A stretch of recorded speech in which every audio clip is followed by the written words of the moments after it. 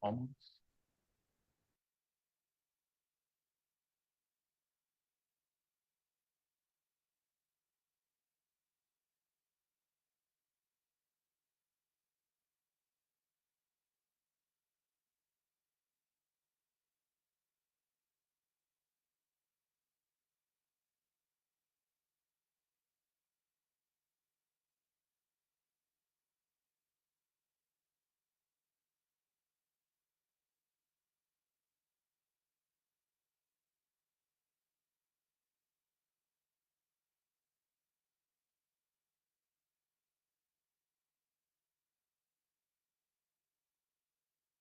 Okay, good morning, everyone.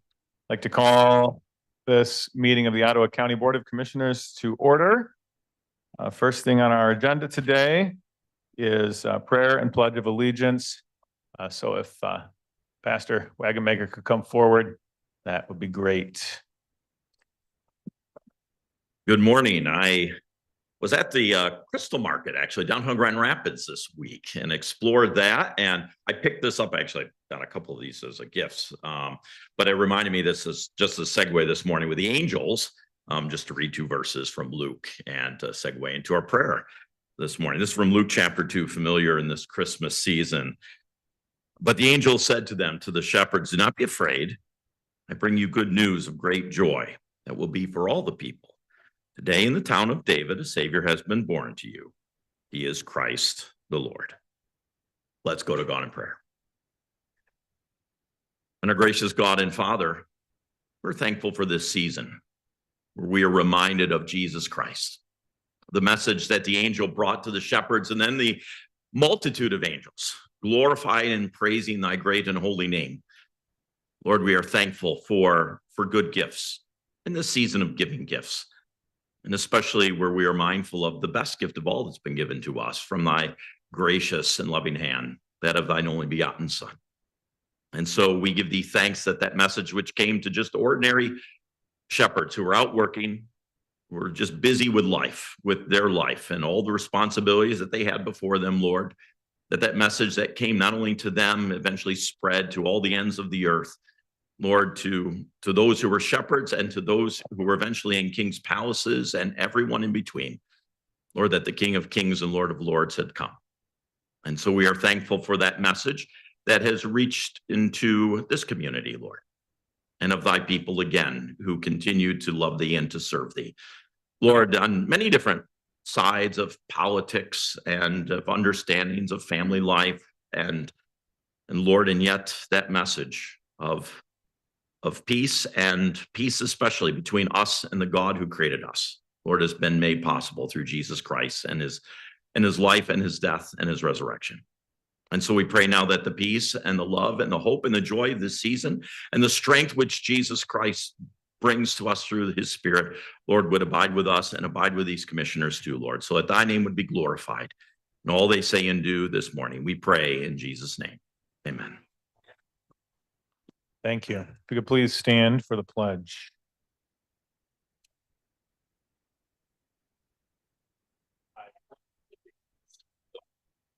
The United States of the Republic, which it stands, one nation, under God, indivisible, with liberty and justice.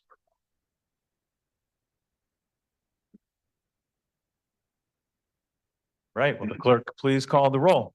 Ms. Cosby. Here. Mrs. Ebel. Here. Mr. Zylstra. Mr. Bonema. Mr. Moss. Here. Mrs. Curran. Here. Mrs. Rhodey. Here. Mr. Belknap. Here. Mr. Bergman. Mrs. Miedema. Here. Mr. Chair, we have a quorum. All right. Thank you. Okay. Moving past correspondence, we're going to go to public comment. Is there anyone here who would like to address the board? Okay. Anyone who would like to address the board, or we will move into the next part of our meeting. All right. Thank you. Can I please get a motion to approve the agenda? So moved. Second. We have a motion and support to approve the agenda. All in favor, please say aye. Aye. All opposed? That motion carried. Okay, we have a consent resolution today. Could I please get a motion to accept the consent resolution? I'll make the motion to approve the minutes of December 5, the consent motion. Second. Okay, we have a motion and support. Looks like no comment, so all in favor, please say aye. Aye. All opposed? That motion carried as well. Okay, so we're up to public interviews. And today, the board will be publicly interviewing 5 candidates for District 6 County Commissioner. 8A on our agenda, there's a suggested motion, and I'm just going to go to Vice Chair Rhodey just to read through this, and then we'll go from there. Okay, our suggested motion is to approve the interview procedure to be used while interviewing 5 applicants for County Commissioner in District 6 is defined by the board chairperson as follows. Interview procedure: at the request of the board chairperson, the applicant will be seated at the boardroom table. The board chairperson will introduce the applicant by name. Each commissioner will introduce themselves by name and district. The board chairperson will ask a prepared set of 10 questions to the applicant, and the board chairperson will thank and excuse the applicant. Want me to keep going? That looks good. Okay. Okay, so there's a motion. Is there support? Support. Okay, we have a motion and support. All in favor, please say aye. Oh, wait, is there discussion on this? Oh, yes, if there's discussion, yes, go ahead. I have a question. If there's time, can we have an opportunity to ask the applicant questions if there's time So there's, within the whatever time frame you have set up? my recommendation would be no, because we're trying to have a very consistent and similar set of questions for every applicant so that we're comparing apples to apples. And so that'd be my recommendation, that we keep it consistent and following this pattern. And then I'd also recommend that the board members reach out to every applicant and talk to them, and any additional questions, sit down, have coffee, have a phone call, that kind of thing, and ask additional questions that way. Fair enough. Yep. Thank you. I also, I don't know if we're going to have much extra time. I guess we'll see. Yeah, that's why I said if. Yeah. Okay, anything else? Okay, seeing as we still have 6, all in favor, please say aye. Aye. All opposed? That motion carried. Okay, so moving into the interview schedule, let's see. I'm going to look for a motion to begin interviewing the selected candidates for District 6 County Commissioner. So moved. Second. Okay, we have a motion and support. Is there any discussion? All in favor, please say aye. Aye. All opposed? That motion carried. And so what we're going to do is welcome in the first applicant. That would be Joel Buck. All the applicants are in order, alphabetical order by last name. And so Joel will be first. And so at this time, I believe Stephanie was going to go welcome them in.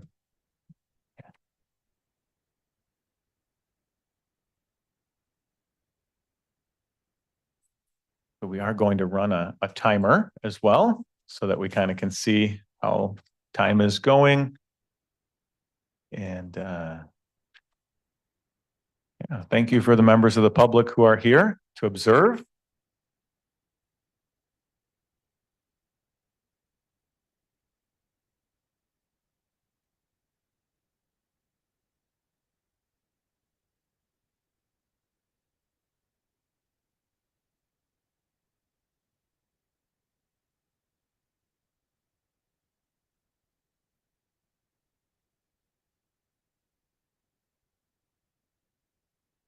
Oh, thank you. That's wonderful. Yeah. Oh, wonderful.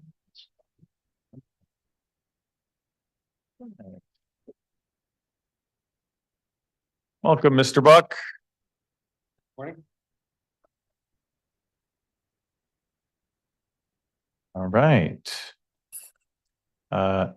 So we have Joel Buck here with us in District 6, and what we're going to do to start out is just go around. We'll start down here with Roger. Just introduce yourself by name and district, and then we'll get started with some questions. Good morning, Joel. My name is Roger Belknap. I represent District 9, which is Grand Haven Township, Spring Lake Township Precinct 5, and Robinson Township. Hi, good morning. I'm Sylvia Rhodey and I represent Allendale Township, which is District 8. Joe Moss, I'm District 5, which is Blendon, Jamestown, City of Hudsonville, and a small part of Zealand. Good morning, Joel. Rebecca Curran, District 7, Georgetown Township, and I've got a little slice of Hudsonville. Welcome. Morning, Joel. I'm District 11, and it's a large part of the northeastern part of the county, which is Chester, Crockery, the city of Coopersville, Polkton, Talmadge Charter Township, which is where I reside, and Wright Township. So welcome. Thank you. Good morning, Joel. My name is Gretchen Cosby and I represent District 1, which is all of Park Township with the exception of Park 4. Lucy has that. And then Olive and Port Sheldon Townships. Thank you for your application.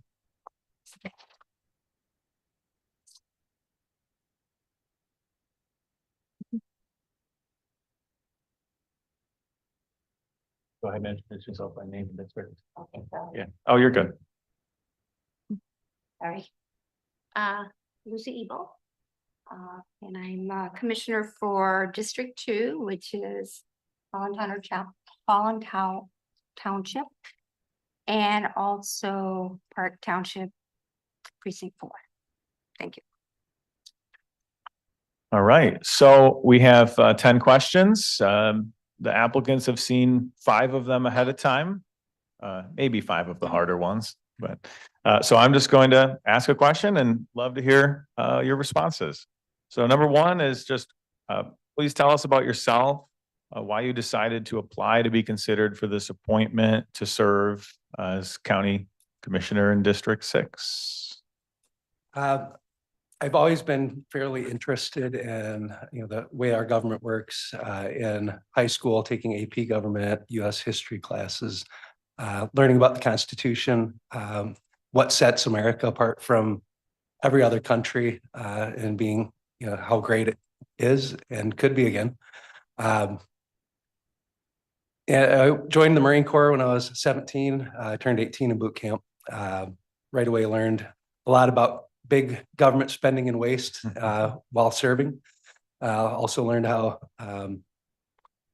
busy things can get, and moving on, getting married, having a family, just kind of keeping my head down and not paying attention, thinking that the little people can't make a difference. And like a lot of people in 2020, kind of woke up to what was going on.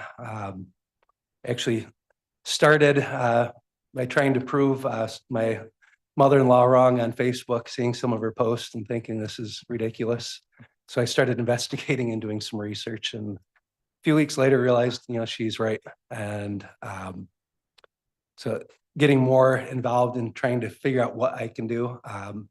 As an outsider, I'd always hear about these rallies after they always happened.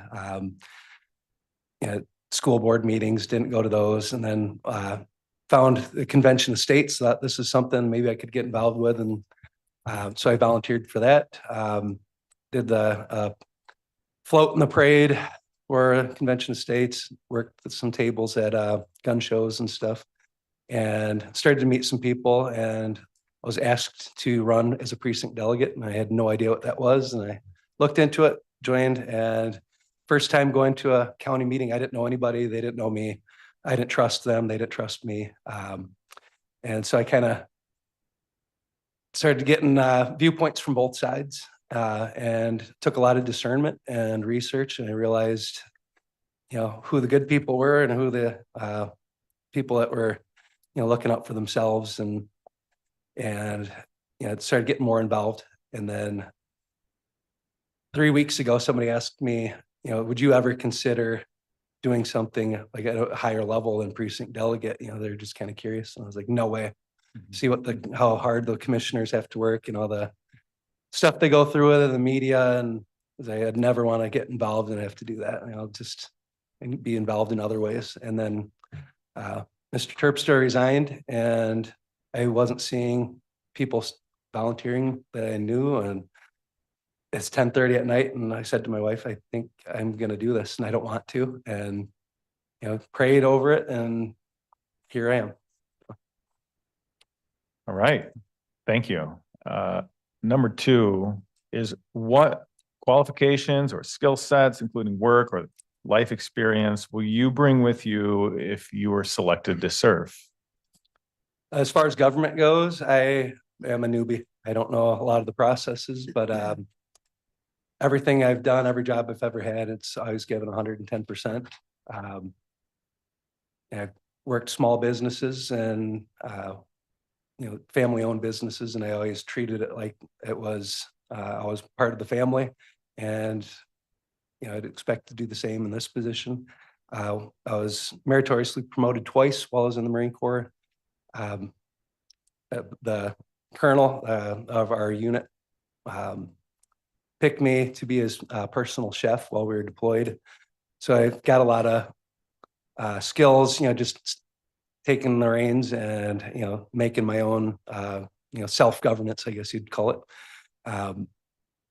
Well, starting out in my career after the Marines, I worked in a machine shop and became my own boss when they had me start doing assembly. And then once the company started growing, they had me manage the workers out in the shop. And then it moved into office work, making decisions on which direction the company would go. And I worked there for nearly 20 years. So very dedicated to being there. And when parted ways 6 years ago, started working at my current employer, and pretty rapidly moved into a management position there from that's again another small business, and I feel honored that they've placed enough trust in me to assist them in making those decisions. All right, excellent. There are many decisions and votes that take place each week as a county commissioner. How will you go about making decisions if selected, and kind of tell us about your internal compass? Any decision I would make, number one, I'd pray on it. God is my internal compass, going to show me where true north is. The biggest thing I see with government is trying to keep it small. And any decision that is made, I would like to just look at it, especially like a grant, for example. Where's this money coming from? That's the taxpayers. I'm a taxpayer. I don't want any more of my money taken to be wasted. So the risk versus reward would have to be looked at for every decision, taking into account the personal freedoms and liberties of the individual that may be impacted by any decision that was made. There's so much talk of defending democracy in our country right now, and the word democracy isn't in the Constitution. It's not in the Pledge of Allegiance. It's a republic. And people have failed to remember that the right of the individual doesn't go away when just because the mob votes that's what they want. And I really believe every decision that needs to be made has to be looked at through that viewpoint. That just because it's something that the majority of the people want, somebody is going to be affected, and it needs to be considered. All right, thank you. Number 4, if given the opportunity to decide how to use a $1 million grant, how would you spend it and why? First off, I'd look at where that money came from, who's involved, what strings are attached, depending on what the grant is actually for. Looking at cui bono, who benefits. And is that money actually going to be spent correctly? A lot of this money, comes from places where they have an ulterior motive, and I would have no problem turning that money down and telling the people why. Thank you. Okay, number 5. How much time do you expect to be able to give this role? I do work full-time. I travel a lot. This has been a pretty tough decision to make to how much time, I can devote. And I'm looking at expecting about 3 to 4 hours a day after work, and then probably most of the Saturday. Okay, could you describe a time when you had to consider differing opinions and make a decision? One of the biggest decisions recently that with differing opinions would be deciding to leave the church that I attended for 20 years. My kids were involved. My wife was involved with youth group, leading worship there. We had a lot of friends there, and the church started making some decisions that rubbed me the wrong way with like social decisions and cultural decisions, and starting to align themselves with the world and not the Bible. So I took a lot of discussions with my wife. She wanted to stay, kids wanted to stay, and had to weigh out the options and discuss things, and ultimately I had to make the decision that my wife wasn't thrilled with, and decided to start looking, and we did find another church, and now the whole family is happy, but it was a tough decision to make. Okay. Okay, number 7, kind of an opinion question. What are the best things about the United States? Best things about the United States is the opportunity that it affords for every individual to succeed, to be free to make their decisions, whether that's with religion, their careers. We're not like a country like China where you're pretty much told what you're going to do, what job you're going to have. And we have the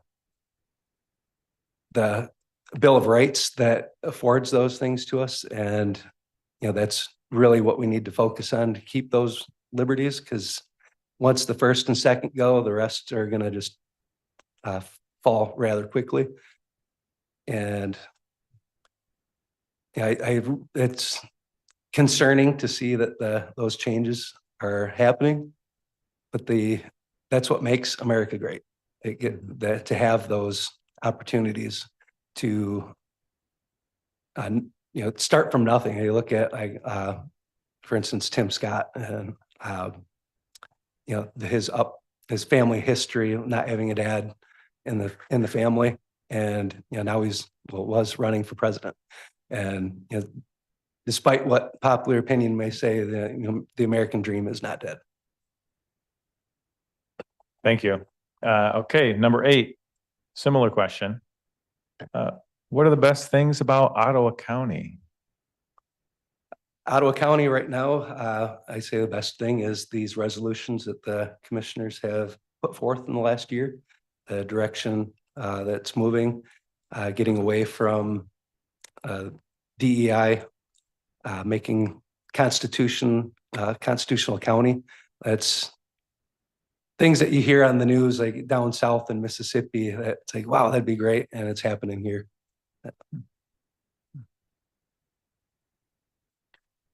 Okay, where would you live if you could not live in Ottawa County? Probably someplace in Florida. Do you want to expand on that? If I couldn't live in Ottawa County, it would definitely be another county that I could find that's on the path that the county currently is in. Mm-hmm. I look at a lot of the freedoms that are given back to the people in Florida, by their governor, the local governments there. And that's, I think, is the most important thing to choose or to look at when choosing a place to live. All right, thank you. One more. What else would you like to share that you have not been asked? Kind of an open-ended opportunity. Basically that I don't want this job. It's, I'm not aspiring to move on and up. It's something that I took a lot of prayer to make this step.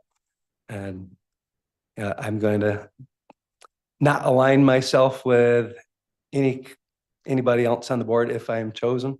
I will be my own individual, and everything will be considered through prayer and investigation and discernment. All right. Well, thank you, Joel. Really appreciate it. Appreciate taking the time to come in and to sit and do a public interview. Definitely not easy. And so we're going to excuse you for now and encourage the board members to reach out with any additional questions or anything they have. Thank you. Thank you for coming in. Thank you, Joel. Thank you. Okay. All right. Could I get a motion just for a short recess, and we'll come back in 5 minutes or so? So moved. Support. Support. A motion and support. All in favor, please say aye. Aye. All opposed? Okay, the motion carries. Take a short recess.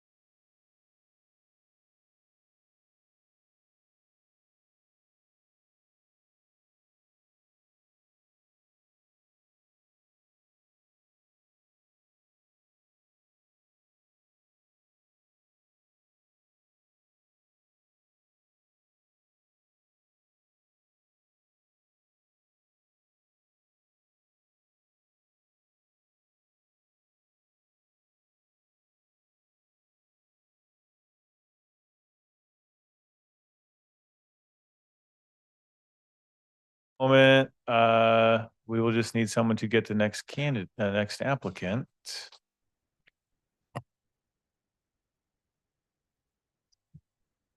Okay, we'll call this meeting back to order. And wait for the next applicant to be brought in.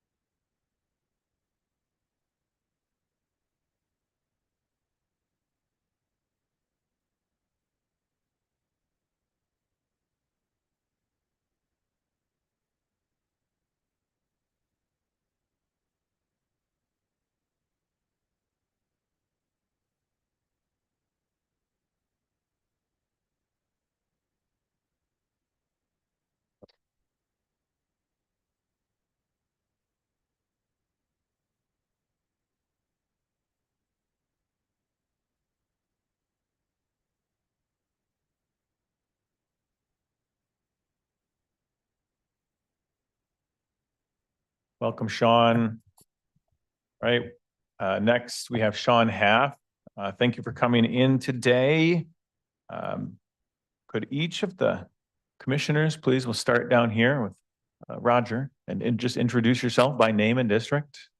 Hi, Sean. I'm Roger Belknap, Commissioner representing District 9, which is Precinct 5 of Spring Lake Township, Robinson Township, and Grand Haven Township.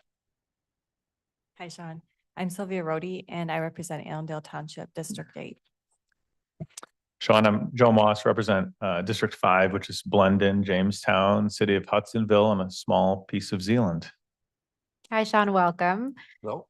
Thank you. I'm Rebecca Curran and I represent Georgetown Township, District 7, and a little silver Hudsonville.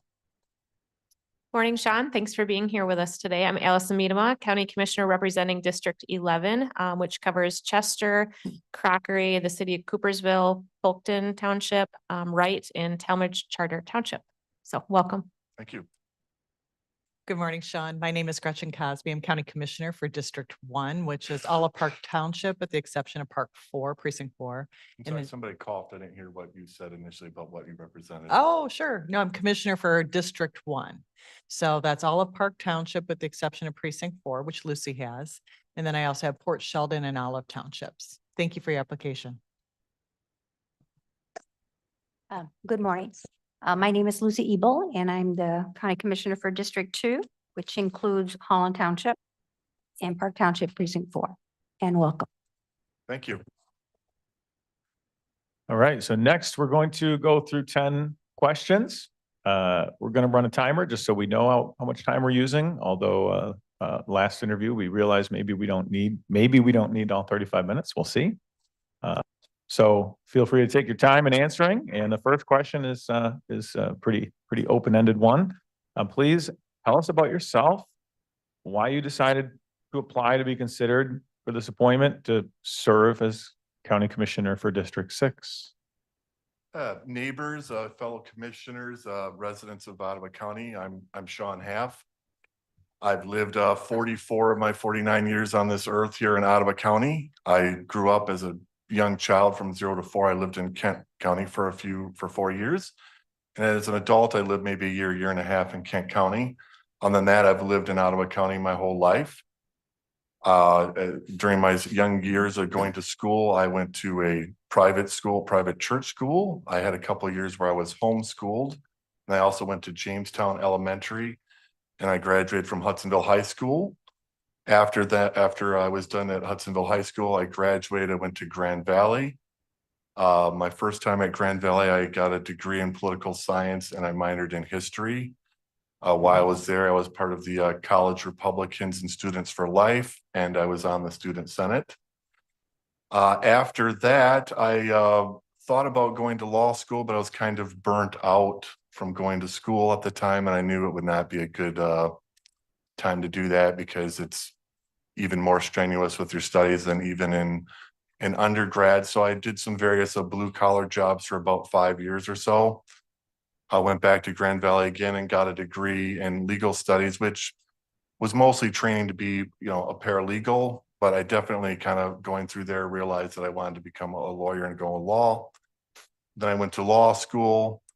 I graduated. I was vice president 1 year and president of the Federal Society while I was there. And then once I graduated from law school, I formed my own business, representing people charged with crimes. I've done that for 13 years now, and it's been a very fulfilling job for me. My mom and my dad have lived in Ottawa County for most of their lives. My sister-in-law, my sister and my brother-in-law still live in Ottawa County to this day. My grandparents lived in Ottawa County. They passed away, unfortunately, but they did live in Ottawa County for most of their life as well. And so my roots here in this community are very strong. I'm married. My wife is Jeannie. We've been married for 13 years. She's worked for Child Protective Services, and she worked now at Network 180. Why did I decide to put in my application here? I think like most people here, you've probably been disappointed in elected officials before. They usually talk a good game and claim that they have our values, but then they disappoint in some way or another. And, at the time we had the lockdowns, and that I was not surprised, but definitely upset with how people reacted to that and how quickly people were willing to give up essential liberty to try to obtain safety. And of course, if they would have listened to Ben Franklin, they would have known that you're not going to get safety and you're not going to get liberty either when you do that. So when this opening came up, I decided to put my hat in. And the main reason for that is I can't control what other elected officials are going to do. I think there's plenty of people here that are going to be interviewed that I think would do a good job, and I would hope that they would follow through on what they're talking about. But the only way to be certain that I can be certain that I think the conservative and somewhat libertarian values in some ways in this community in District 6 are upheld would be for me to go for that position. So that's why I put in the application. All right, thank you. Number 2, what qualifications or skill sets, including work or life experience, will you bring with you if you were selected to serve? I think with the educational background that I have and the rigorous studies that I do, plus with being in law school and going on to become a lawyer and practice law, is that I learned you had to stand up for your values, but you needed to be prepared and have a good factual background to make your arguments. One of the most embarrassing things in my lifetime was when I was in college working on my undergrad, and we were doing a discussion, kind of a debate on First Amendment issues, religious liberty, separation of church and state. And I'd done some research, but it was pointed out that a quote I'd used was not correct. It wasn't verified. It's one of those quotes you see on the internet, and some people you see that read books that sound great. Certainly was great for my position, but there's no way to verify what was actually said. And I was very upset. It was not a good experience to be called out like that, and certainly wasn't happy with the person, the author that I relied on for that. But it also made me realize to go do my own studies, whether it be in the library and stuff, kind of doing researches and validating things that I found to make sure if I go on record of something that I can actually back up what I say. When I was on the student senate, there's a lot of times I was the only person voting no for certain spending issues. A lot of it was I didn't think it was really a good waste of the good use of the money. I didn't think it was really, and I didn't think in some ways I didn't think it really supported the values. But so I wasn't afraid to vote no in those type of situations. But I did so in a way where I was able to earn the respect of some people that didn't disagree with me. I was given Student Senator of the Week there a couple of times by people. And most of those people that voted for me were people that we had some sincere disagreements about.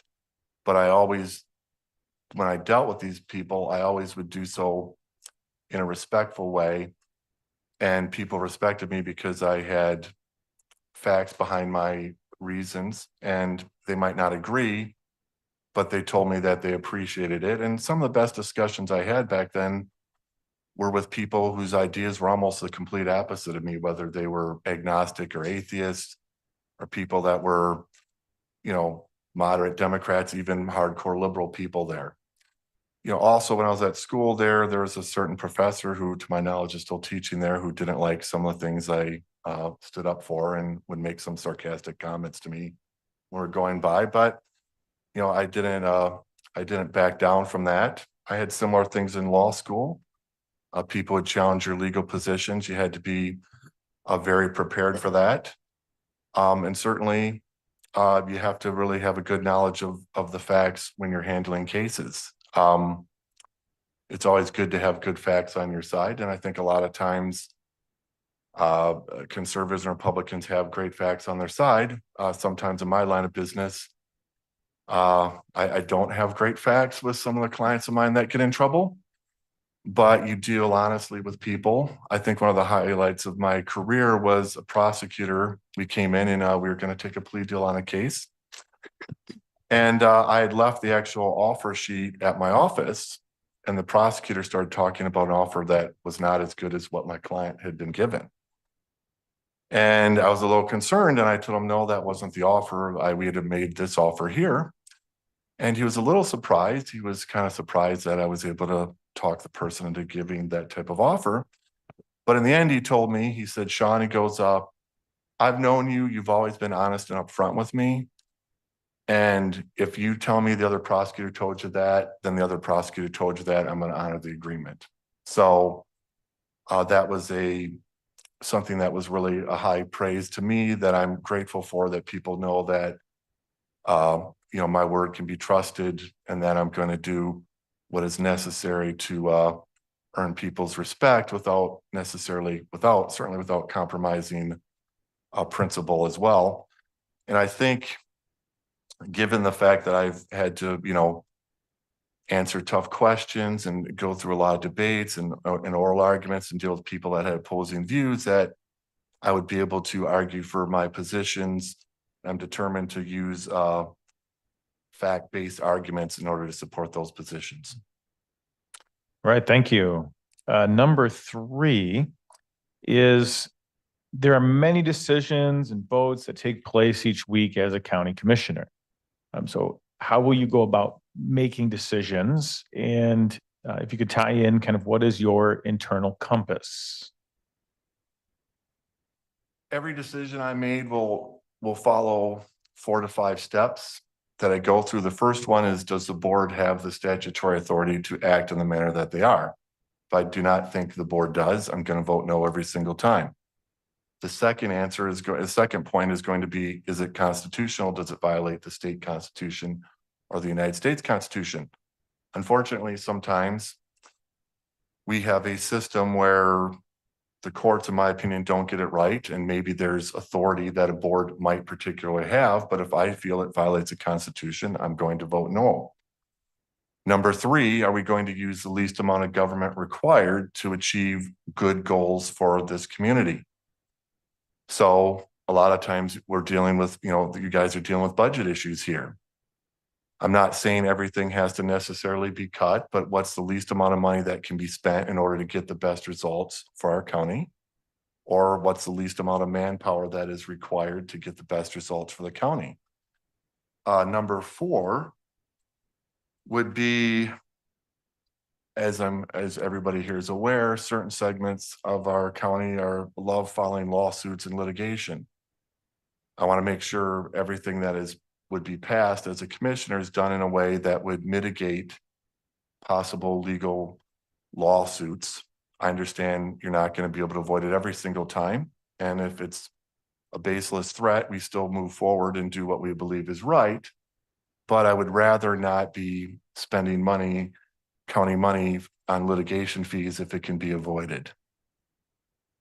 And 5, finally, does it support the values of my community when we move forward? So if any of those questions is, you know, a no, then I would probably be a no vote for it. Thank you. Number 4, If given the opportunity to decide how to spend a $1 million grant, how would you spend it and why? Well, first of all, in my line of work, a lot of people that get in trouble have mental health issues. They have drug addictions. That would be an area that I think would be a good area to look into as far as reducing the amount of crime, because people that are addicted to alcohol and drugs, they're highly likely to recidivate and get in trouble again. And I don't want that happening. Mental health, I certainly think, is an issue. There was a time in my life where I was on the SNAP program. I had hardly any money at the time. I do think there should be some availability for people and, you know, to as far as food assistance as well. That would be something else I would look to. One thing I would be very wanting to do as far as that type of money is to get body and dash cams for the deputies here in Ottawa County. There's some people in the prosecutor's office that have been opposed to that. And it's kind of a head scratcher to me, because I can give you a story which will show exactly why this would be a great thing. I had a young kid come in. He was charged with reckless driving. Not the most serious charge, but he goes, I drive this old junker car, and the police officer said I went over a railroad track and got 5 feet of air going over, and I was speeding. I said, that sounds really unlikely with what you're driving and everything like that. Thankfully, we had body cam. I was very skeptical of the officer's story in the report. That seems just really unlikely. We watched the body cam, and I'm like, wow, we got a great view of this, so we'll be able to see. Well, sure enough, the kid hit the railroads, and he got maybe more than 5 feet of air going over it. I remember the officer kind of dropped everything he was doing and put his lights on and took off. But I showed that to my client. He says, well, get me the best plea offer you can, and we're moving on. And that's exactly what happened. And that's why that is so important. Most of the time, the officers are correct with what goes on. There's a few times that they're not. But the best thing about it is everybody's protected if you get that. The officer is protected against false allegations, and the rights of the individual are protected if their rights are violated. So that would be something that maybe we could use for money like that. A lot of counties, even Allegan, now my understanding, has it. So I'm kind of at a loss why we're still waiting to move forward with that. All right, thank you. At number 5, how much time would you expect to be able to give this role? Well, we all have jobs outside of here, at least I believe, and I certainly do, but I believe certainly I will be able to put in the time to make sure the job is done right. I certainly feel I can easily put in up to 20 hours a week as is right now. I think scheduling conflicts would be minimal, but there could be some times where it wouldn't be avoided. If it becomes obvious that it's not going to be something I can do on a regular basis, if I was appointed, I would let somebody know, probably 3 to 4 months, I would not be seeking re-election for this position because there'd be too much time constraints. But regardless, I would certainly fill out the whole year of this term without question. Thank you. Number 6, describe a time when you had to consider differing opinions and make a decision. Well, I have to make a lot of tough choices sometimes, because a lot of times the prosecutor has a different opinion on, and my client has a different opinion as to what's going on. One that stands out the best for me was we had a argument going down where somebody was falsely charged with parental kidnapping. They were, the law was completely on our side, but the prosecutor, for some reason at the time, did not see it that way. They thought an affidavit of parentage was actually a court order, and therefore the person, when they didn't give the parent their child back, was kidnapping. Of course, an affidavit of parentage is not an official court order. Well, the judge there had been upset at the time about something, was real hostile. And so we had to decide whether to file a motion and take a chance in front of that judge, or wait to get to circuit court, where the judge was, by all indications, more reasonable and would not be as hostile. But I did some research and talked to some other people. I was told that if you apologize, if you upset the judge, he'll change his mind and he will give you a fair shot, especially if he thinks your law is on your side. Well, we apologize for what we had done that offended him, and his demeanor changed like immediately. We actually went ahead and had the oral arguments, and they dismissed the case a lot sooner, and my client was able to get back with his kid. And so it went very well. I was very pleased with that decision. Thank you. Number 7, a little bit of an opinion question, perhaps. What are the best things about the United States of America? Well, there is a lot of things about the United States of America. The Republican government that we had is a model for the world. Rule of law, separation of powers, the executive branch, the judicial branch, Congress, the Senate, all designed to protect the liberties of the individual from government overreach. Those are really great things that we've done. The respect for individual liberties, religion and morality. George Washington in his farewell address talked about how religion and moralities are the pillars of a society. So we've always respected religion without forcing matters of religious conscience on individuals. We certainly do not support Christian nationalism or forcing people to worship deities that they don't like to do, but we have religious freedom here, and it needs to be protected, and that's another great outstanding thing about here. You know, it's great that we have the separation of powers. It's all designed to try to keep government local, let local communities make decisions based on what they believe to be the best, because some communities are going to look at things a little differently than others. And you can maybe have more agreements. And if people really feel adamant about, you know, I don't like the values of this community, it's not that far to move from Ottawa County to Kent County or Allegan or somewhere there. Obviously, if you have a whole nationalized system, it's kind of hard to leave, a lot harder to leave the country or move to a different state. So those are the things that I think are, one other thing that stands out to me is the system of merit achievement. Our economy is based on, for example, of rewarding merit instead of just focusing on giving out things based on equality and trying to make sure everybody is equal. Everybody has equal rights and equal opportunity. Not everybody has equal skills. Whatever you individual, I believe you're a nurse, you do your job a lot better than I could do my job, and vice versa. So we don't have the same skills, but we have the same rights. Thank you. Similarly, what are some of the best things about Ottawa County? There's good people. The community I live into is just outstanding. We have kind of like a side on the street I live that we kind of call the old timer group, and they just have some of the greatest stories. They're great people. We have some younger people. I had a gentleman in the Marines move in next to me. Very kind. We look out after everybody. The old timers have some great stories.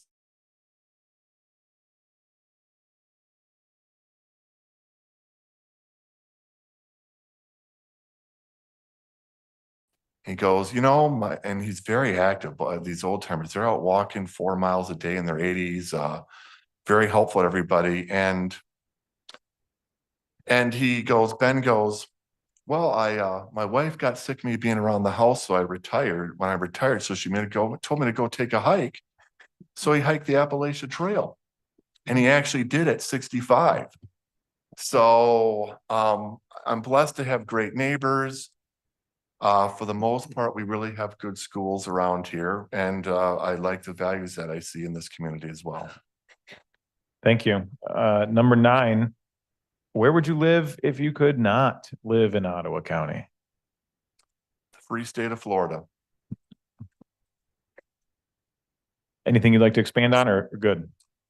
Well, Florida, you know, when we were going through COVID lockdowns, I looked to the leadership there in Florida, and I think they turned out to be a citadel of freedom. They stood up and fought against a lot of the lockdowns. The leadership there took a lot of heat, but they never backed down. I'm very grateful for that. They have no state income tax there. It's very well run. The way that the leadership there handled the hurricanes is just spectacular leadership. Certainly a stark contrast to the terrible governor we have here in Michigan. Thank you. Number 10, is there anything else you'd like to share that you have not been asked? I think the questions here covered pretty much everything. You know, my word is my bond. I'm going to give this a great effort. I will be my own person. I'm sure I'll have some disagreements with you on some things, but I'm going to be honest. I'm going to be upfront with you. I'm going to be respectful, and I'm going to do the work required to get the results, the best results for my county, the part of the county here that I'm representing. I'm you know, a little disappointed some of the people that there might be more disagreements aren't here today, but I can promise them if I'm given that I will be open and honest with you and be willing to discuss with you. There's certain fundamental principles that there will not be compromise on, but I do believe when it comes to budget issues and stuff like that, that we can work together and have some compromise on some issues with people that, you know, we have more disagreements with. All right. Well, thank you very much, Sean. Really appreciate you coming in. Appreciate sitting for these questions. That's the end of the questions. And so you can you may be excused, and we'll continue on with the next applicant. Thank you. Thank you. Thank you. Thank you, Sean.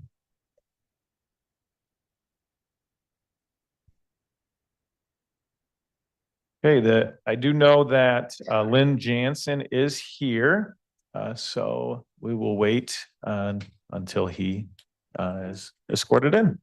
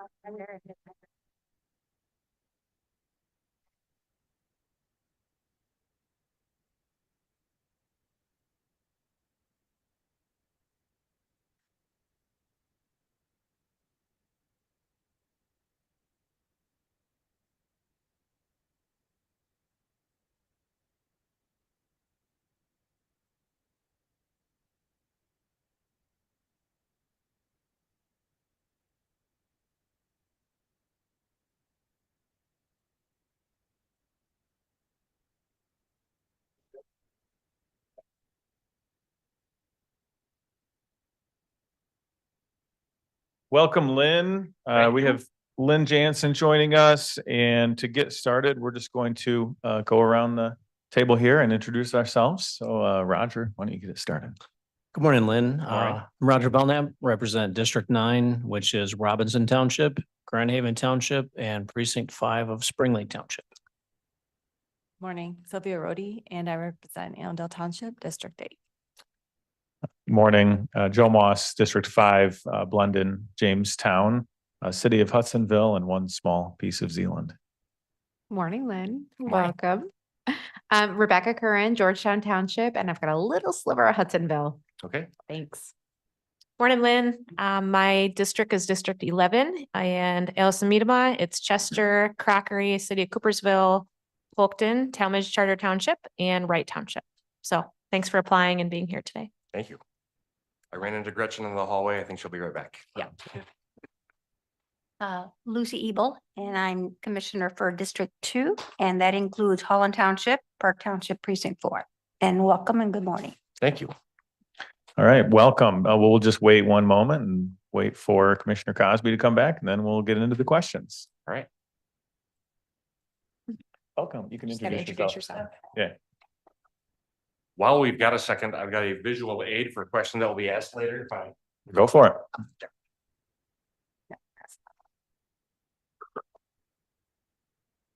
And hi, Morning, Gretchen. Lynn. Yes, I'm Gretchen Cosby. I'm Commissioner for District 1, which is all of Park Township with the exception of Park 4, Precinct 4.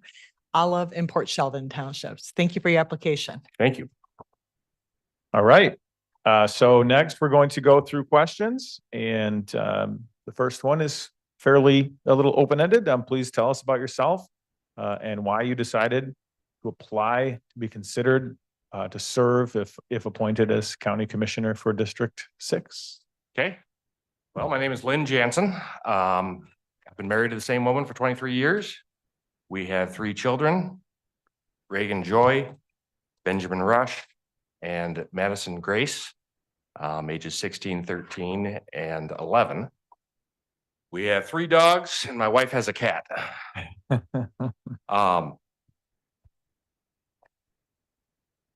In early 2022, I started hearing about a different way of doing business as a county. I approached some people I considered to be influential and said that I was considering a run for the Board of Commissioners. We talked about the seat that I'd be running for and the excellent job that Mr. Terpstra had done. And it didn't seem like Mr. Terpstra needed to have a primary challenger. I was busy with the Granville schools that were and are still going in the wrong direction, so I was happy not to take this on at the time. Because of this new opening and because of my work and the nature of it, I believe that I was uniquely available and somewhat uniquely qualified because of life experiences to be able to help this board, maybe more than some others. Thank you. That's a good lead into question 2. What qualifications or skill sets, including work or life experience, would you bring with you if you were selected to serve? So I built a couple of successful businesses. I built more than one unsuccessful business. But more importantly than that is I think, like many of our lives, my life has been negatively affected by an overreaching government. My children's lives were affected in their school. One business in particular of mine was absolutely devastated by an overreaching government, and some of that was state, but the county affects it too. My goal will be to make sure that our citizens aren't negatively affected by their interactions with government. Thank you. There are many decisions and votes that take place each week as a county commissioner. So how will you go about making decisions? And then if you could kind of tie in, what is your internal compass? Yeah, let me start with the internal compass. My belief is that, like a physician, government should first do no harm. We've obviously recently seen that's not necessarily the way that government naturally reacts. Organisms want to get bigger. Government will do that unless it's checked. My internal compass will be to minimize government interaction with people that don't need it, and to help control and maybe even de-escalate the size of government. Thank you. Number 4, if given the opportunity to decide how to spend a $1 million grant, how would you spend it and why? An interesting question. I don't know that I necessarily would spend it. It's not, there's no such thing as free money. I imagine there are significant strings attached, and this question doesn't necessarily tell me about the strings. The strings are going to be really important to that question. I would look at it very carefully, see where the money is coming from, what strings are attached, and see if it's appropriate for us to spend it. In many cases, it won't be. All right, thank you. Number 5, How much time would you expect to be able to give this role? So I will give the role what time it needs. Filling in for Mr. Terpstra. I believe my first responsibilities will be to the committees that he was on, and I'm not sure how many of those there were, but I think that Mr. Terpstra had fewer than many of you. So my first responsibility will be to those. And then from there, talking to committee heads and committee chairs and seeing where more help is needed, I'll throw myself where I'm needed. That being said, again, I have a very unique work schedule that allows a great deal of flexibility. Much of my workday is research that can be done all times of day. Thank you. Number 6, you please describe a time when you had to consider differing opinions and make a decision? Okay, this is the one, I changed my answer to this morning. And that's the visual aid that you've got there, and I've got a copy here. So if I can take you back to the fall of 2021, my kids again are at Granville schools. And over the summer, I had attended every board meeting, and we were assured over and over again that the nonsense that had gone on prior to that was over. We weren't going to do it anymore. That was board policy. Well, if you recall, 2 to 3 days before school was to start for Granville, the Kent County Administrative Health Officer, who I had to deal with, because Granville is a Kent County school, changed their policy and said social distancing, masking, that was all back in. And the state, I believe, at the time had set out some guidance about mask waivers. And now I hadn't had a mask waiver. We were told we weren't going to need it. So for the first 2 weeks of school, I had pulled my children out of school. They weren't going to participate in that nonsense anymore. We finally found a physician that was outside of Spectrum, where my children had their physician. Actually, we had, in the meantime, we had changed our family physician to Family Christian Health Care Services, who had told us that mask waivers were available. After talking to their legal counsel, they had retracted that. So we were, not only did we have new pediatricians and physicians, but we were still out of luck. Finally, we found a physician that was willing to do this. He was recently retired from a major hospital system and therefore had much less at stake than other physicians that we were dealing with. So I had my children go for a diagnostic, here, what's difficult for wearing a mask for you?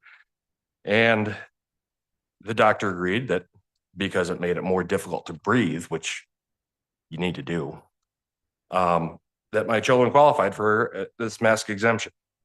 So our school sent out a waiver, a form, which was page 2 of what I sent you, of if your children are going to get a mask waiver. And I'll point out, the initials here are not mine. I had to reach out to another parent who had saved theirs and more readily accessible than mine. But they wanted us to agree to a number of things that were not applicable to all students.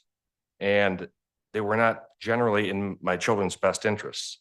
For example, they wanted to take additional safety procedures, which in Hudsonville meant, I'm going to move your kid to the corner of the room where they're away from all the other children. We're going to isolate your child. And I didn't agree to that.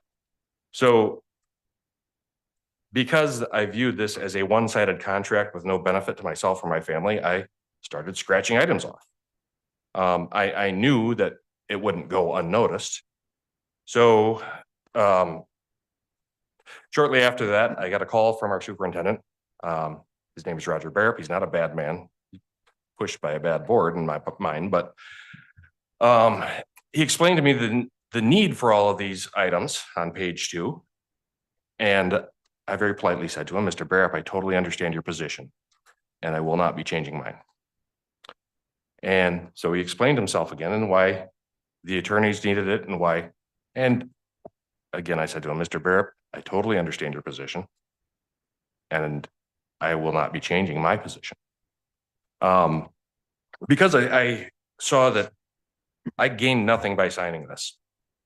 My kids gained nothing by signing this. In fact, one more specific one that I crossed off that the parent who signed this one is I did not agree to notify my child's principal if my children were sick. I did keep my children home when they were sick, as any reasonable parent would do, but I didn't need to get myself caught up in the health department's tracking.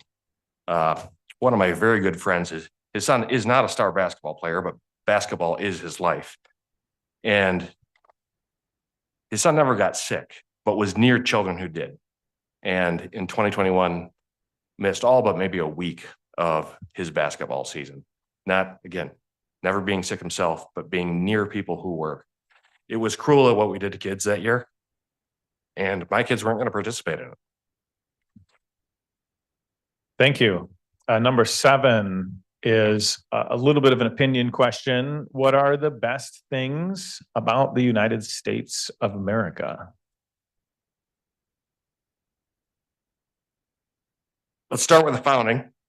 I believe that the founding was very unique in that it recognized the individual person. It bestowed rights on the individual that maybe had been tried once in Rome a couple of thousand years earlier. But really we're unique. Our founders were really quite brilliant people. I named my children after a couple of them. The goals they set forth and our founding in 1776 was one thing. 1791 was totally different. We realized the flaws that generalized freedom ideas left open, and we put them all in writing. We said, here are the things that government cannot do to you. And over time, we've gotten away from some of those things incrementally. One that's very important to me, we seem to be clawing back right now in the Second Amendment. United States Supreme Court has been excellent on that, and lower courts are starting to comply. Still a lot of fight, but they're starting to comply. Our people have been uniquely excellent also, and some of that is the philosophy that sets people free. Oppressed people that accept oppression don't have the opportunity for greatness. And because we've had the opportunity for greatness, great people have emerged here. Thank you. Number 8, similarly, what are some of the best things about Ottawa County?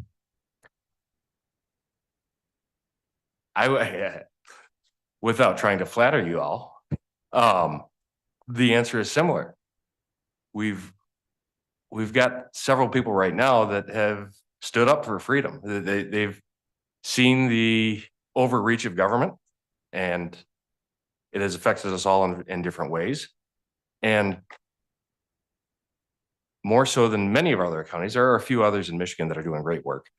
But more so than most other counties in Michigan, we've said enough is enough. You've said enough is enough, and I appreciate it. Yeah, we've got great beaches. We've got beautiful farmland, but there are beaches and farmland all over Michigan. We are unique because of our people. Number 9, if you could not live in Ottawa County, where would you live? Well, until 2021, I lived 1.5 miles east of where I live right now in Kent County.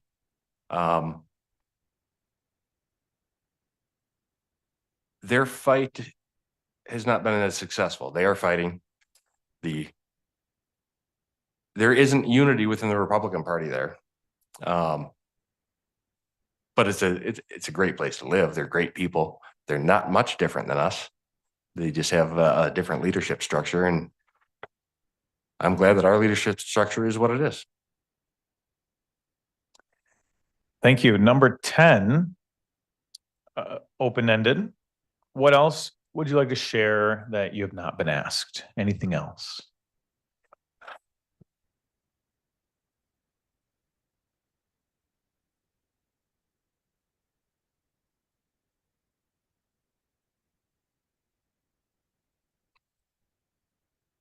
I guess I would just like to make clear that I have agreed with the goals of this commission. Mr. Moss, I really appreciate the way you say thank you. It's almost the exact same tone, whether you've been cussed at for 3 minutes straight or praised for 3 minutes straight. And I find it comical almost every time. Thank you.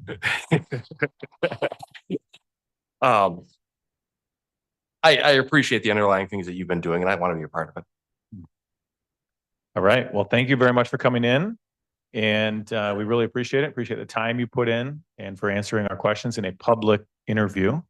And you may be excused, and we will continue to the next applicant. Thank you. Thanks, Lynn. Thanks, Lynn.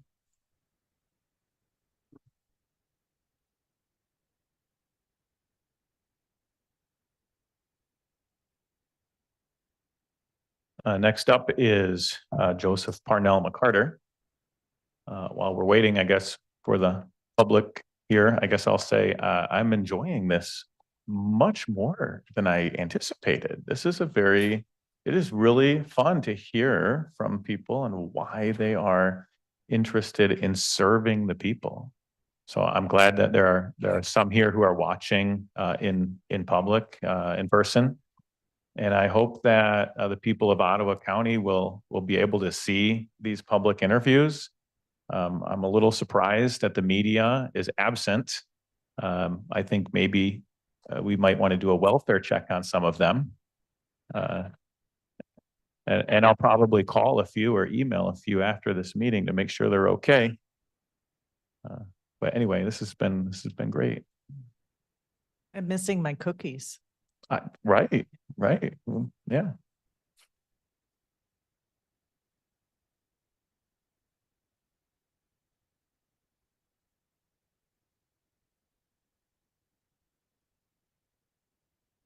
Does anybody need a break or anything, or?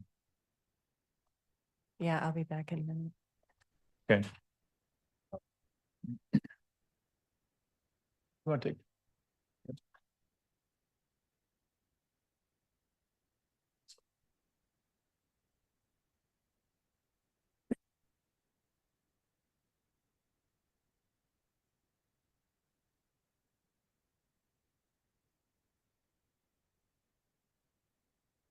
We're waiting for Commissioner Rhodey to come back. Okay, good. One comment that I have neglected to share with a couple other people is just keep your microphone up by your mouth. Okay, Yeah, right there. Okay. it's been okay, but.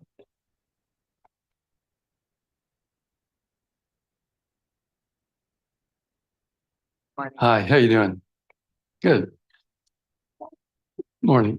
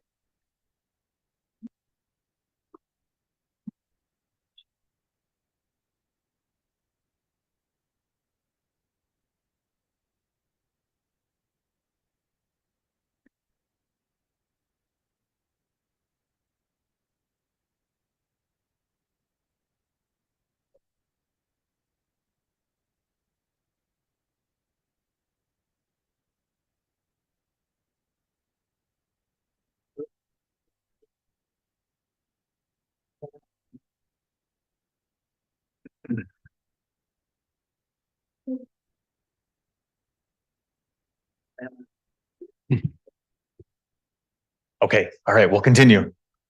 Welcome. We have with us today, next up, Joseph Parnell McCarter. Appreciate you being here. We're going to start off by a quick introductions. So if we could just go to Roger, we'll go around the table. Okay, great. Morning, Joseph. Thank you for being here and thank you for your interest. My name is Roger Belknap. I represent District 9, which is Grand Haven Township, Robinson Township, and Precinct 5 of Spring Lake Township. Good morning. I'm Sylvia Rhodey and I represent Allendale Township, District 8.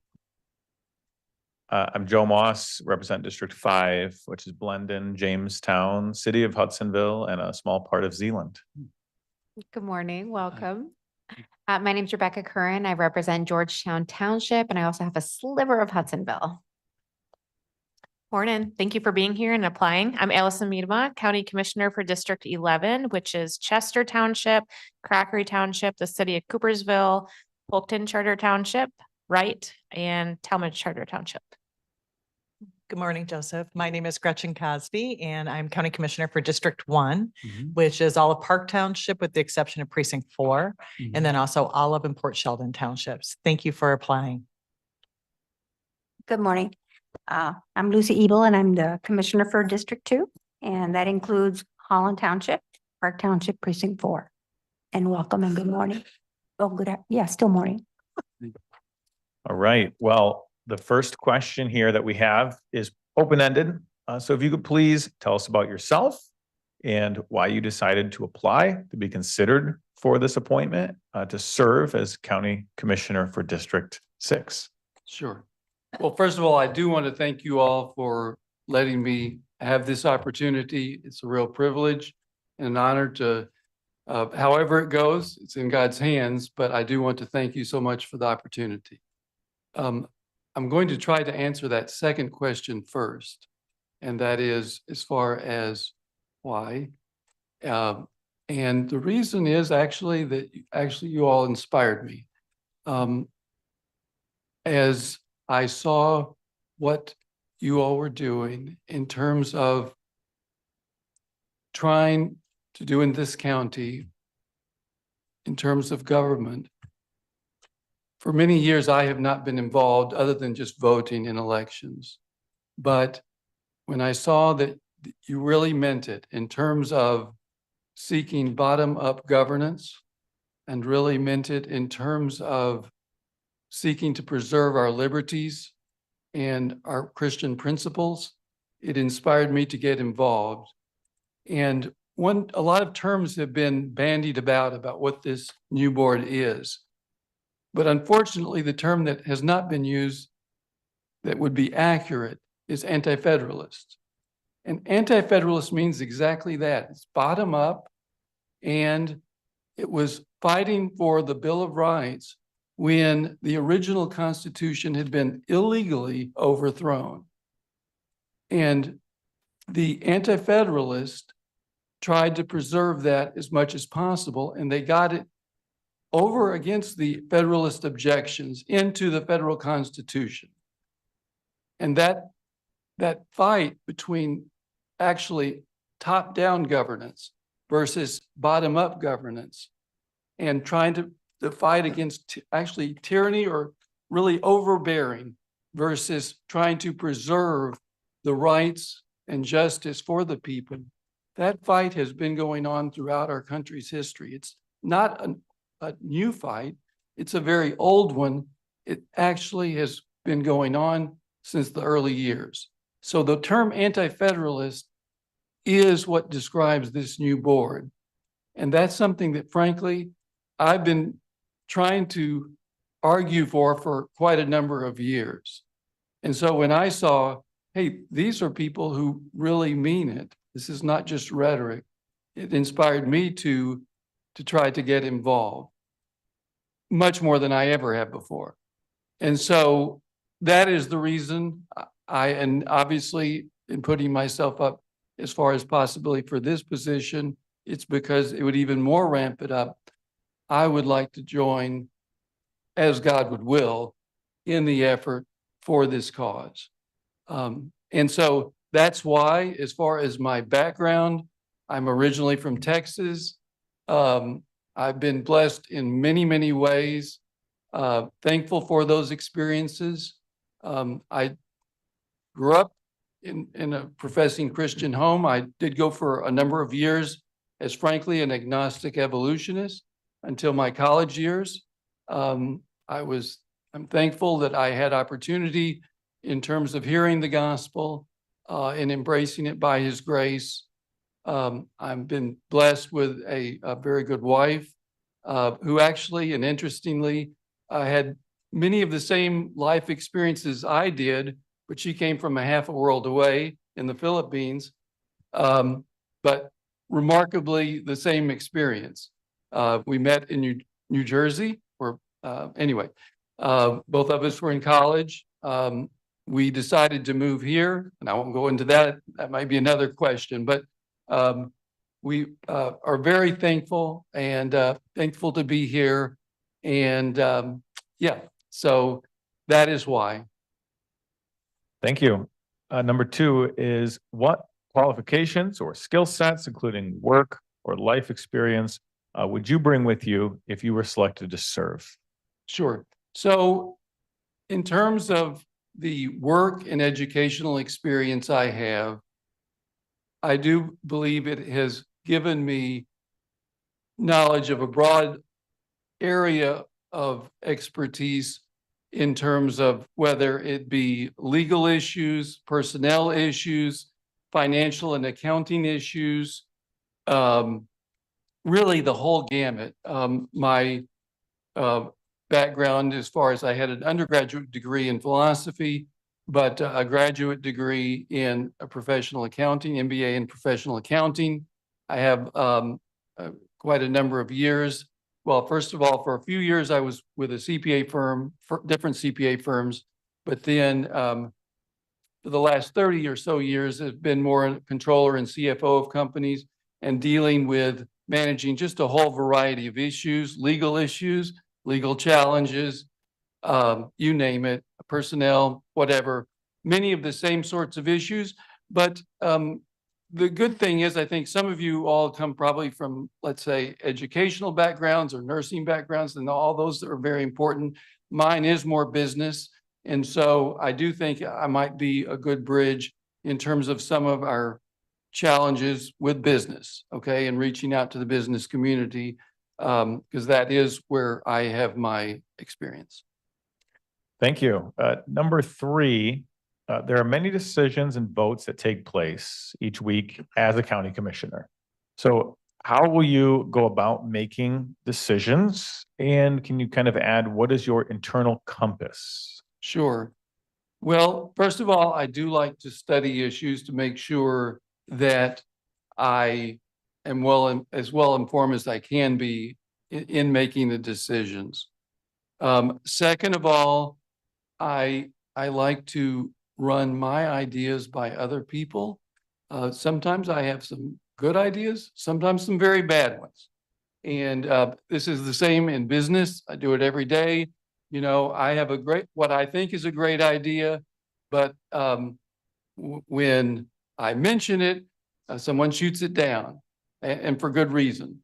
And so the give and the take of banning about ideas, but of course, and I know this has come up in terms of this board, not politicizing or, you know, it's not that. It's trying to figure out what makes sense and what works. So, and in terms of my moral compass, I can sincerely say it's my sincere goal to both honor Christ and do what's best for the common good of the citizens here in Ottawa County. Thank you. Number 4 is, if given the opportunity to decide how to spend a $1 million grant, how would you spend it and why? Sure. So one reason I gave the list of goals, obviously in terms of what my application, in terms of a recent speech, was sort of to lay out for you what, at least as an initial idea of what I would like to see for the county that maybe is not yet quite being done. And 2 of those have to do with one, and I think actually Commissioner Rohde mentioned it, is perhaps a Department of Family Impact. So maybe if I would say half of that to another department that would maybe look at some of the same issues, but in different ways, different approaches from what I would say maybe traditional approach of, let's say, in terms of public health and otherwise. Second, I would really love to see a neighborhood watch network. I think that, and again, I could go into more detail, but I think there's a real need for that, for addressing a whole series of issues in terms of taking care of the needs of people in the community, taking care of crime, taking care of, frankly, a rather broken election system, and seeking to build up that bottom-up governance. Again, I think to get more and more of the community involved, and in many respects, to get back the anti-federalist beginnings of this nation, a lot of it involves rebuilding the structures that were there and that they're strong. And of course, also associations with other counties, but that's in terms of the $1 million that you asked about, it would be those two efforts, Department of Family Impact, I'm just using that term, and a Neighborhood Watch Network. Thank you. Number 5, how much time would you expect to be able to give this role? Yeah, so I am committed, in saying that I'm offering my services, I'm committed to doing a very good job at this. Okay, so just as an initial thought, as far as what that may entail, 15 to 20 hours a week, but whatever it takes, I'm committed to doing a very good job. Now, obviously, I also have a moral and ethical obligation to my current employer. So we're going to have to, he's a very fair, I've been blessed by very good employer. We will have to work out the parameters so that he's obviously getting his, I'm giving him work, a fair amount of work for what he's paying me. So that has to be worked out too. But obviously, in committing to this, I am committed to doing a very good job. Thank you.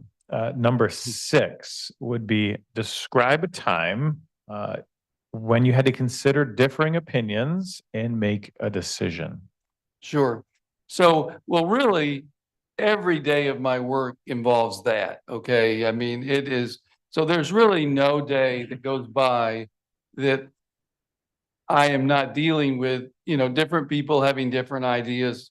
It's just part of the business.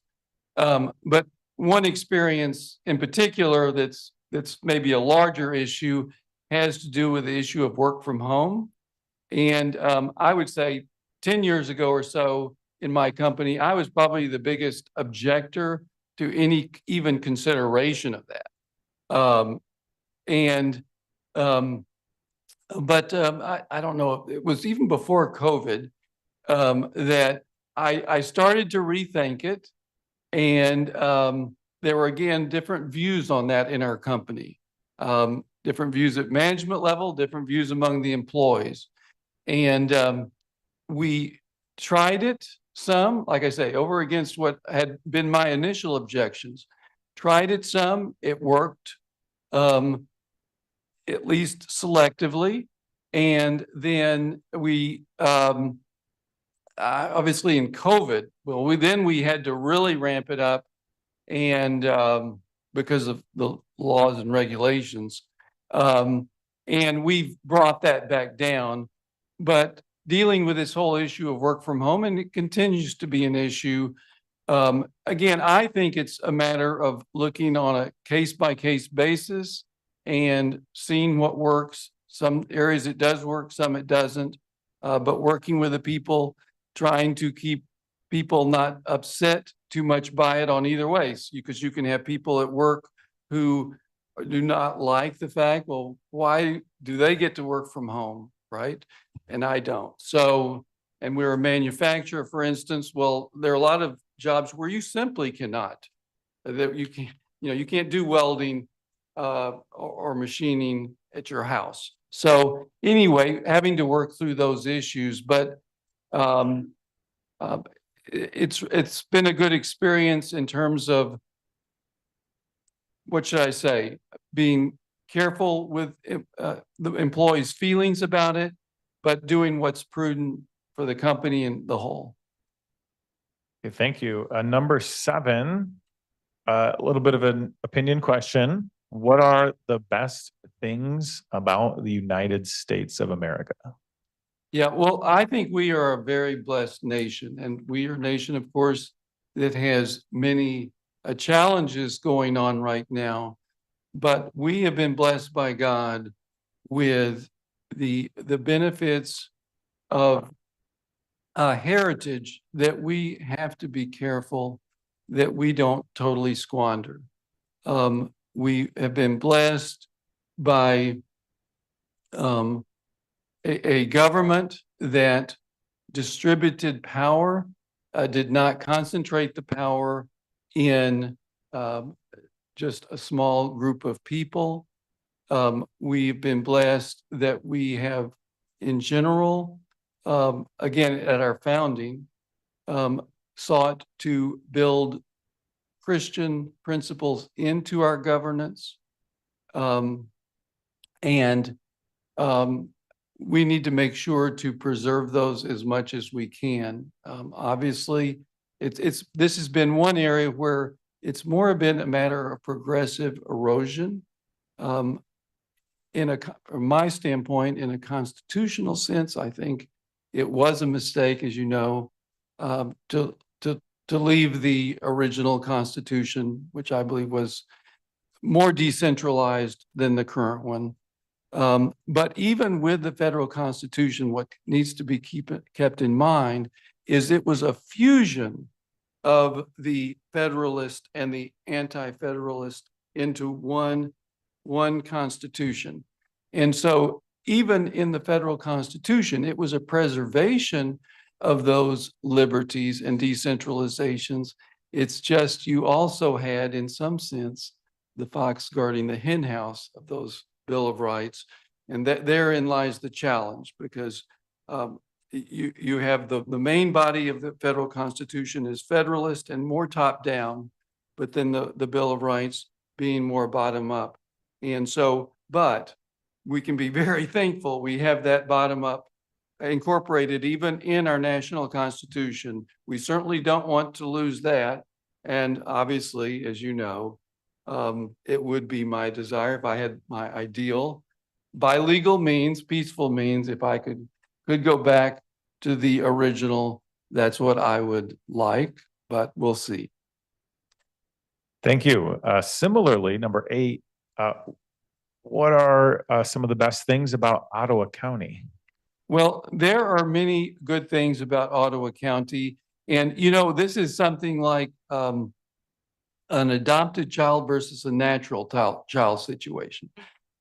My wife and I are adopted children of Ottawa County. Obviously, a lot of people in Ottawa County grew up here. And so they are sort of the natural children of Ottawa County. In our own case, we were, my wife from the Philippines, I'm from Texas. We chose this area. And it was, we had friends and through church connections, and we've really appreciated. We chose the area because of the family values, the Christian family values of the area. We liked the mix of rural, suburban, and urban that in the general metropolitan area. But again, the main thing is probably just the values. It's very nice people. We really appreciated that. And so even though we're not native to this area, we actually, the fact that we're here is because we chose it. Thank you. Number 9, where would you live if you could not live in Ottawa County? Well, so we are really committed to this overall metropolitan area. I mean, it would be a hard second choice, not a one that I would really want to do. I'm not meaning to be negative about Kent County, but it would be a second choice. But Kent County, realistically and honestly, Kent County would be my second choice. We really, and my wife's too, we're really committed to this overall community. So that's where we would be. Thank you. Number 10, last question. What else would you like to share that you have not been asked? Anything additional? Well, I would, again, thank you for the opportunity you've given. I guess, I think you've pretty well covered it. I guess in terms of just overall, I would say that, I would, maybe want to be asked as far as what my vision beyond some of those things that I listed there. I would say the more that we can look at approaches to, how should I say, how do we go about best helping the needs of those who really need help? And is the best way this program and that program and this program and that program, or rather, would it possibly be the case that we look at connecting a particular person in need with a counselor that looks at that overall need? And that, when I say a counselor, whether that be a church or charitable organization, and look at the overall, what does that poor person need? What do they need to get from point A to point B, as opposed to just having, well, we have one program for food, we have one program for that, we have one program for this. But if you look at it in terms of, let's say, whether, like I say, whether it be a church diaconate, or whether it be for those who are, don't want to be associated by this with a church, to really look, what will it take to get that person from point A to point B? Okay. Holistic. What do we do?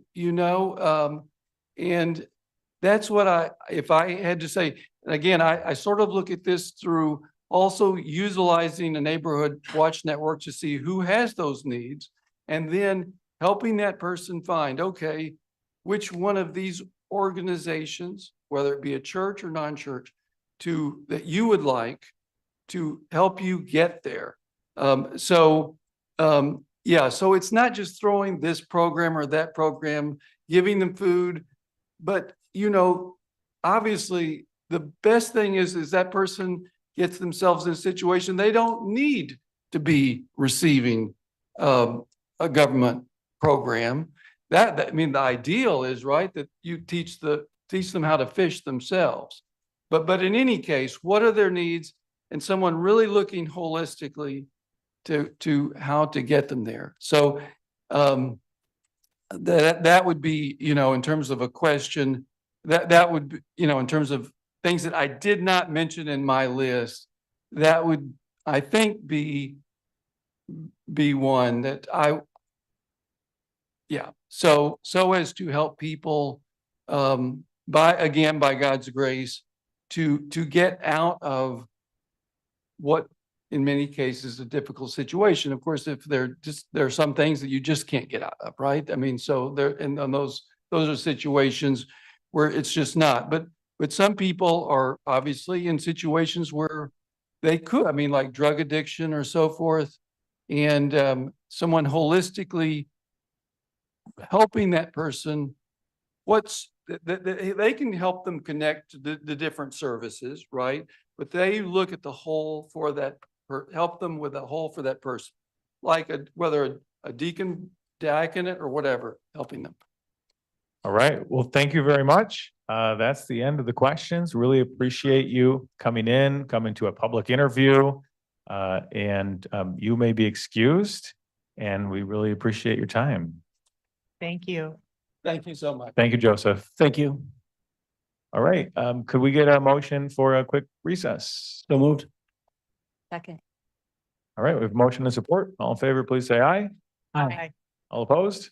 That motion carried.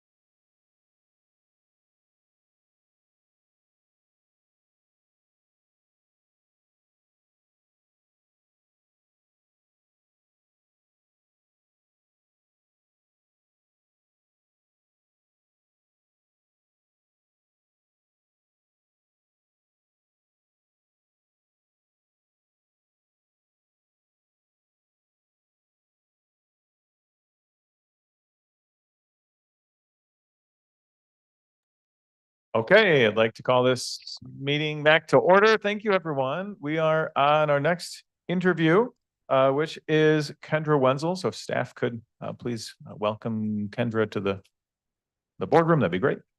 Then we'll get started.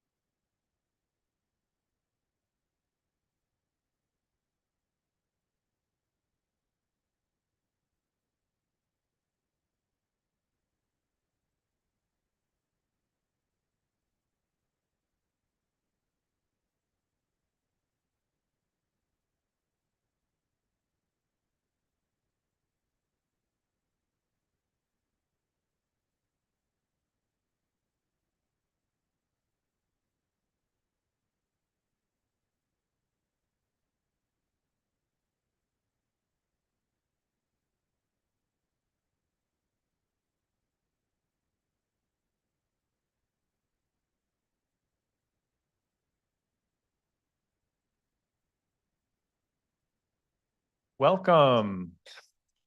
All right, joining us next is Kendra Wenzel. Thank you for being here, Kendra. And we're going to start by just going around the table here, and the commissioners will do a quick introduction. Good morning, Kendra. Roger Belknap, represent District 9 of Ottawa County Board of Commission. That is Grand Haven Township, Robinson Township, and Spring Lake Precinct 5.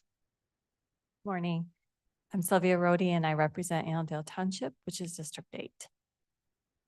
Hi, Kendra. Joe Moss, District 5, Blendon, Jamestown, City of Hudsonville, and a little part of Zealand. Thanks for being here.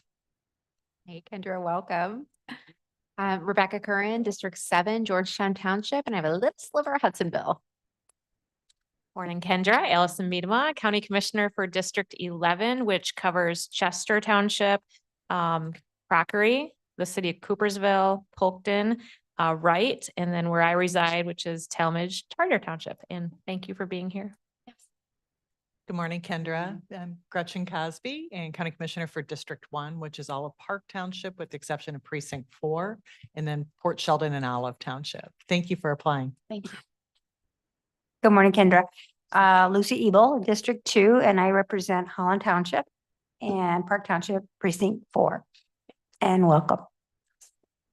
All right, so to get started, we're going to do kind of an open-ended question. So could you please tell us about yourself and why you decided to apply to be considered to serve as County Commissioner for District 6?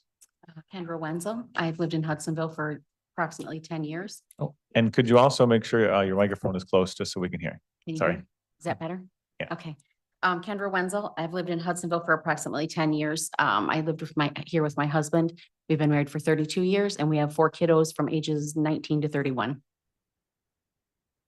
The reason that I got involved, I had heard that Kyle had resigned and I had a fleeting thought about putting in my application. And I'm currently on the executive committee for the Ottawa County Republican Party.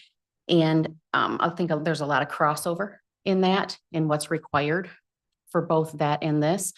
I then, over the last little bit since his resignation, I've received multiple phone calls of people asking me, hey, have you thought about applying? Hey, if you, and it's from people I trust. So that's what got me thinking about it. And then in essence, I think the whole circular aspect of it is serving our county. Thank you.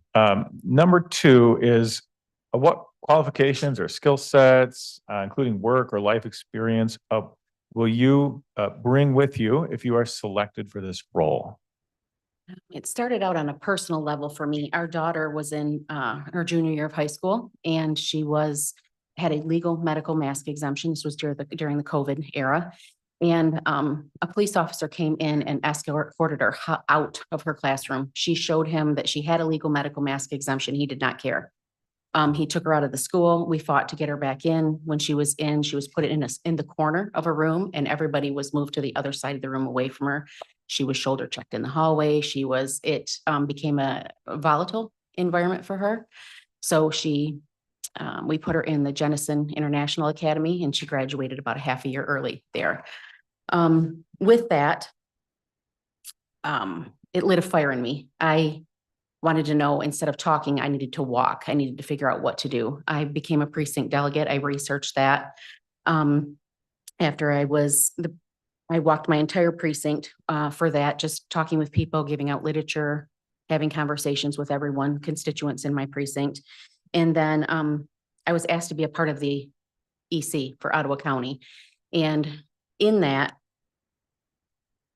the crossover, I think, is the setting policy, providing leadership, adding oversight, serving our constituents. So there's a lot of crossover there, which I think in essence helped me to train me to apply for this position here.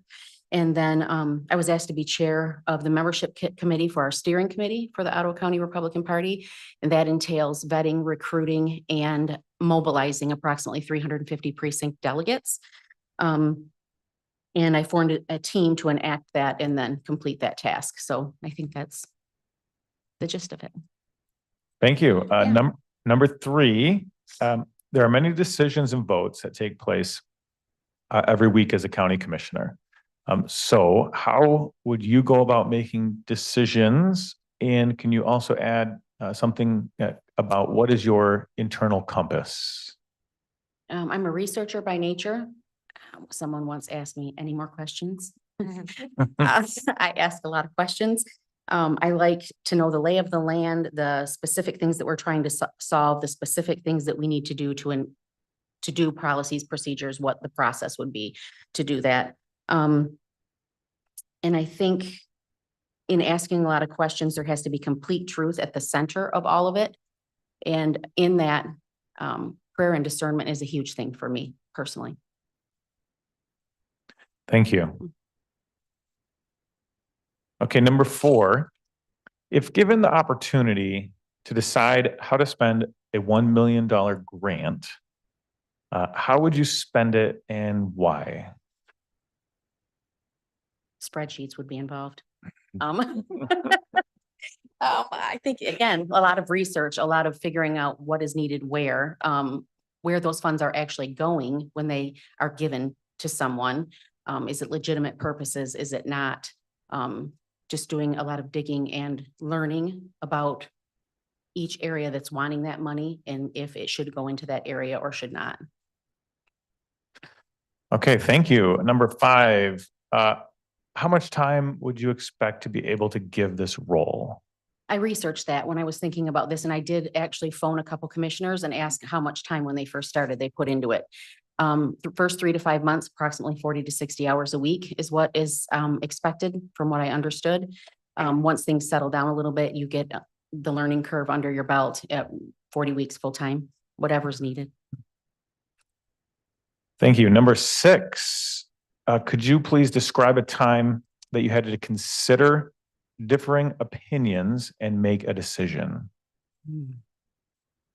That would be personal, I think, for me, a personal situation.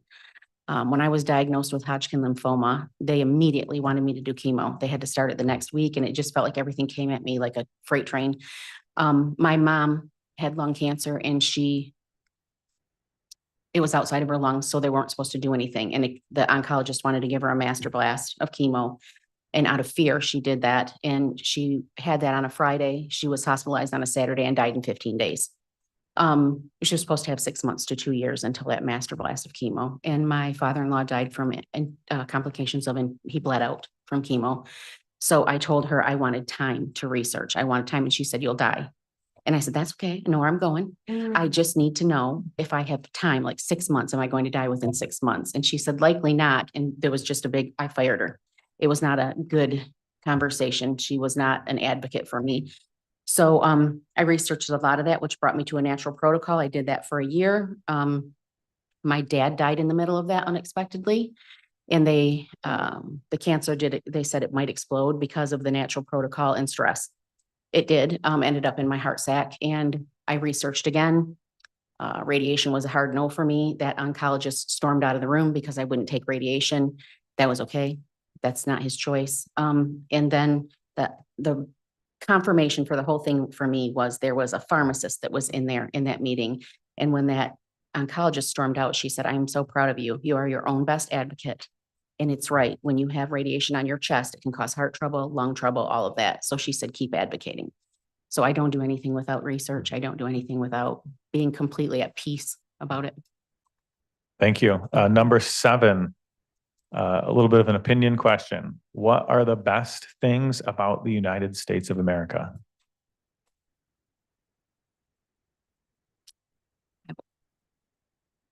Until recently, our constitutional freedoms, our ability to have free speech, worship freely, all of it. And I think that is the most important to me about America. We're a melting pot, and I think that we need to maintain our constitutional freedoms. And similarly, number 8, what are the best things about Ottawa County? When we moved here from where we lived before, I told Jeff it was like the Twilight Zone. Everything was so wonderful and safe, and everybody was so kind. So we fell in love with Ottawa County. It seems to be a tight-knit community, predominantly conservative values, which I appreciate, good school systems. That's really what brought us here. Thank you. Number 9, where would you live if you could not live in Ottawa County? Anywhere where I could have 10 acres, a farm, chickens, cows, be self-sustaining. Yeah, that would be good. And close enough to my kids where I could visit all of them. Thank you. Yes. Number 10, it's the last question. And it's just open-ended. What else would you like to share that you have not been asked?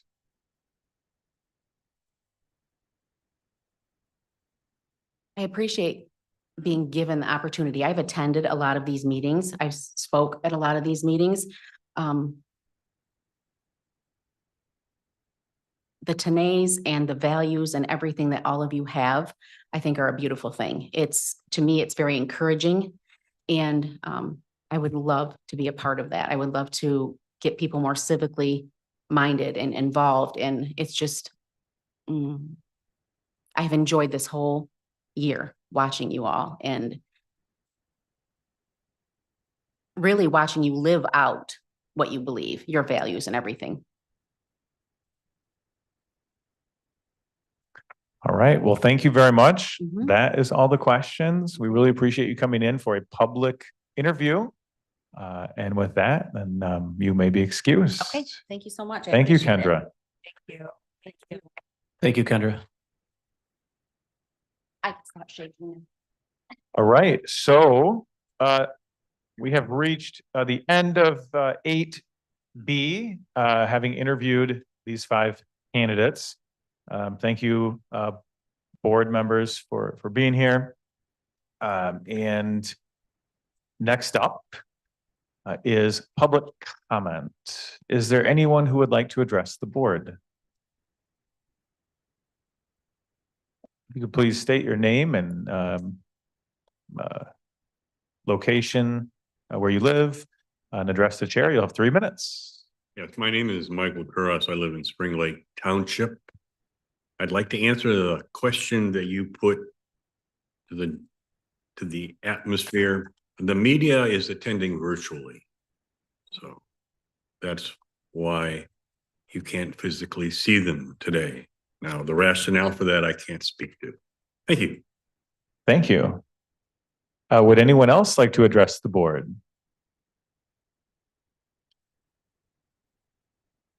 Anyone else in person? We do have at least one person online. Welcome. Darlene Dykstra, Georgetown Township. I just appreciate the fact that this is a public interview and we get to be privy to the process. And I think it's a good idea because it shows that there was transparency and a fair assessment of all the positions and all the answers. So thank you very much for making it public. Thank you. Anyone else in person? We'll look to see if we have anyone online.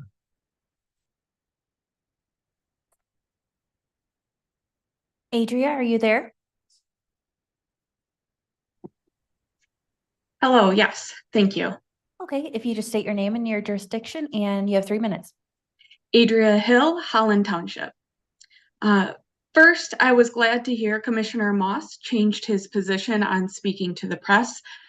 Today, you mentioned that you may reach out to the members of the press who typically are at your meetings, and I hope you follow up on that. Second, similar to the commenter prior to me, I thank you for making these interviews public so that the residents of District 6 can get to know the candidates. However, I am disappointed that commissioners were not able to ask questions publicly. When this process was introduced a few weeks ago, you were committed to making this a transparent process. And today you mentioned that the reason you wanted the interviews to be consistent, and that's why you weren't going to allow additional questions. Unfortunately, the decision not to allow follow-up questions goes against this goal of transparency and consistent process. Because we cannot go back in time and redo these interviews to allow for the transparency promised, I ask that any commissioner who meets with a candidate to please mention it in the discussions of the vote. I also suggest that you share the portions of the discussion that contribute to your decision. Not only will this provide transparency, but it will allow other commissioners to have a similar set of information to base their decision on. Thank you. Thank you. Is there anyone else online? All right, seeing none, and as we have no additional business for today, I will call this meeting adjourned.